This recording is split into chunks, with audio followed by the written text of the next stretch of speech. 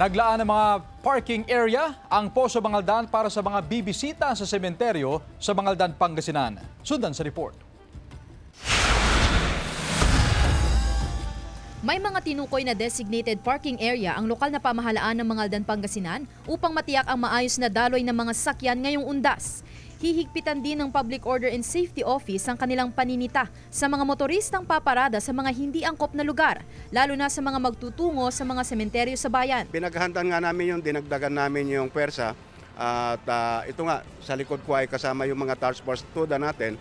Nang sa ganoon ready na. Libo-libong katao ang inaasahang dadagsa sa mga sementeryo sa bayan ngayong undas. Tututukan ng mga traffic enforcer ang mga kalsada sa paligid ng sementeryo kung saan nangyayari ang bottleneck ng mga sasakyan. Sa November 1 at 2, inaabisuhan ang mga motorista na pumarada sa harap at likod ng Municipal Plaza o sa simbahan na malapit rin sa plaza.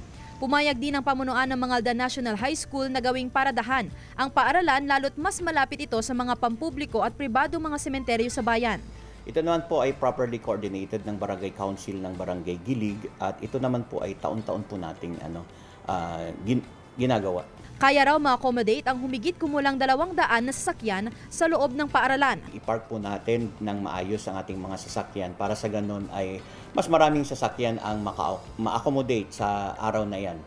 At syempre, Clego tayo, clean as you come and clean as you go. Kasama si Daryl Peralta, Sandy Salvacio, One North Central Luzon.